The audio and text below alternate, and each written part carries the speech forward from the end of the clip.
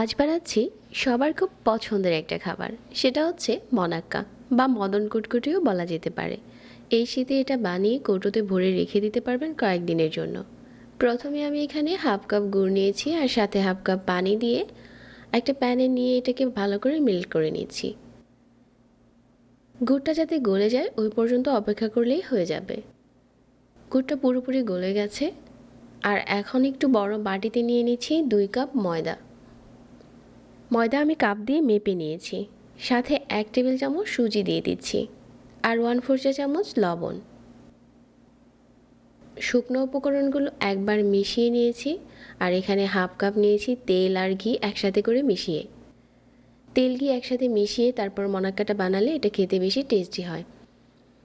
খুব ভালো করে এভাবে করে মিশিয়ে নিয়েছি ময়দার সাথে। আর যে গুড়টা আমি আগে থেকে গলিয়ে রেখেছিলাম, এখন এই অল্প অল্প করে গুড়ের পানিটা দিয়ে এটা আমি গুলে নিয়েছি। এই ডোটাকে রেস্টে দিয়ে দিচ্ছি 10 মিনিটের জন্য। 10 মিনিট পর কটকটি বানানোর জন্য ডোটা আমাদের রেডি হয়ে গেছে। এখন এটা একটা বোর্ডে নিয়ে প্রথমে কিছুটা মথে নিচ্ছি। আর কটকটির ডোটা কিন্তু এরকমই থাকবে, মনে হবে যে জোড়া ছেড়ে দিচ্ছে, তা না হলে কিন্তু আপনার পারফেক্ট কটকটি হবে না। তো এরকম বেলুন দিয়ে হালকা করে বেলে নিচ্ছি। আর সাইডে এরকম ফাটাই থাকে। এখন সাইড থেকে এভাবে প্রথমে কেটে নিচ্ছি। কটকটি চাইলে আপনি আরও ছোট করেও বানাতে পারেন। আমি মাঝারি সাইজ করে সবগুলো কেটে নিচ্ছি।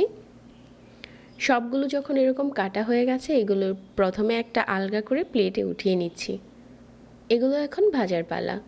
তেলটা প্রথমে খুব ভালো করে গরম করে তারপর কটকটিগুলো ছাড়তে হবে।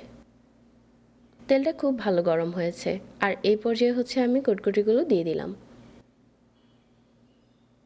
আর এগুলো ছাড়ার পর চুলার আঁচ একদম কমিয়ে দিতে হবে।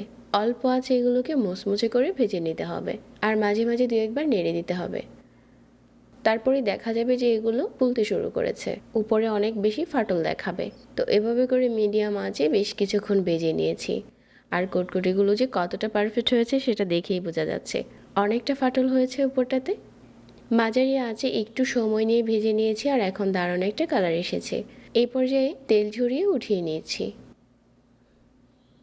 এটা ঠান্ডা করে যে কোনো কৌটোতে ভরে আপনি 1 মাসের মতো সংরক্ষণ করতে পারবেন। এই শীতে একটু বেশি করে বানিয়ে সংরক্ষণ করতে পারেন। বিকেলের জন্য এটা দারুণ রেসিপি। আশা করছি আজকের সিম্পল রেসিপি ভালো লেগেছে সবার কাছে। প্রতিনিয়ত নতুন রেসিপি পেতে পেজ ফলো করতে ভুলবেন না। সবাইকে ধন্যবাদ জানিয়ে আজকে এখানেই বিদায় নিচ্ছি। আল্লাহ হাফেজ।